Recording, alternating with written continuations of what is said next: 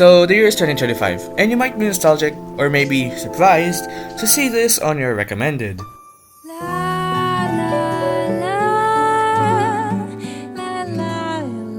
This is Ablume, a K-pop girl group that debuted recently, much to my own jubilee, and here they're singing the 2020 hit Cupid by 50/50, the most famous non-American song for the year, staying on YouTube's global chart for a whopping 30 weeks, more than half a year.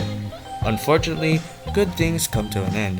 What's tragic, however, is when they end prematurely. This video is dedicated to one song, a song that for a year, nobody could sing. It's 2023, and at the time, 50/50 was this small K-pop group, and by then, had only released 4 songs in their debut album, The 50.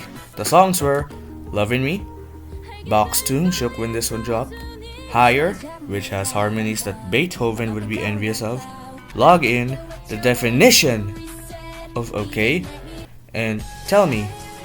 I don't have a joke for this one, this song is unironically too heavenly. But Cupid was different. Well, all their songs were. 50/50 from the start had a secret weapon, Swedish producers. With the power of the Swedes, they were able to combine this cutesy, energetic vibe of K-pop with the rambunctious, harmonious quality that is ever so subtly present in their music. What I'm trying to get at here is that 50/50 wasn't strictly just this K-pop sound. It had something more. It had this casual appeal that managed to garner a casual audience, but still retain the soft, cute charm that the genre was known for. I'm not the best at describing the music I like. I'm mostly a history channel after all. But what you need to know essentially is that Cupid blew up. Then the world turned upside down.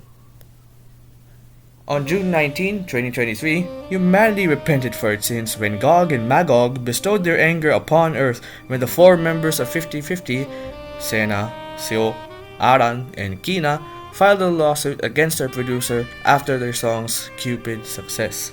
The reasoning of the lawsuit were claims and allegations, including but not limited to lack in transparency during settlements, medical negligence during promotions, and strict diets and general abuse.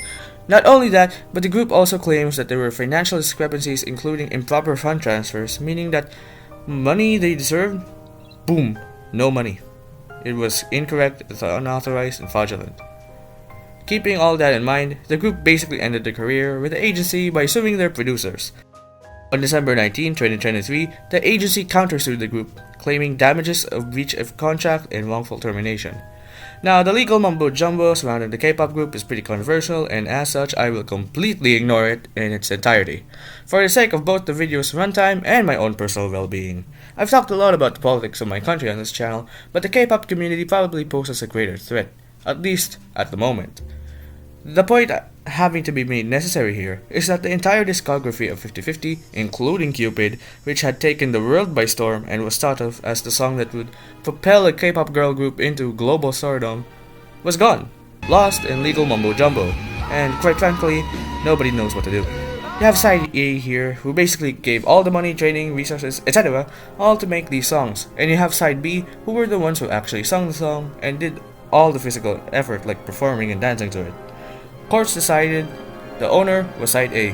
The agency and Kina, whom defected from the rest of the members to the agency side, were the rightful owners to the 50/50 brand, meaning they could continue their operations as 50/50, while the 3 members were booted from the group, and now they have to also pay loads of money. So where do we go from here? I mean, general consensus on the original 3 members, Aran, Seo, and Saena, is pretty negative, from what I've seen at least. Well, the 3, alongside the Givers, a company which is like a whole different story, you know. They're accused of faking the evidence and basically stealing 50/50 away. I don't really care. This is all too complicated for this channel. We like to have fun. Okay, so basically, the 3 formed their own group called Ablume, which is basically the worst name to have as a group. Can you imagine an album from Ablume? You'd look up an album. Ablume, which has the original 3 members, in my opinion, has better music than 50/50, which nowadays consists of Kina and 4 other members. They've only released 2 songs, they're Far Away and Echo, and I do think that they, so far, sound better than the 50/50 songs of nowadays. On May 8 and on May 9, God finally blessed us with a ruling. The Givers has the right to Cupid. That's incredible news for people like me who don't care about the legality of something. because that just means we can see Aran, So, and Saena, but mostly Aran, sing the song again. Look, I don't mean to hate on Kina at all, but it's very clear that, come on, without Aran's unique vocals, this song wouldn't have sounded the same. So where do we go from here? Well, we could listen to Cupid again for one, but what I think this whole story is about, lost potential. Humanity would probably have landed somebody on Mars if these two sides never thought we get more music from them. But hey, we can only dream of things that never were.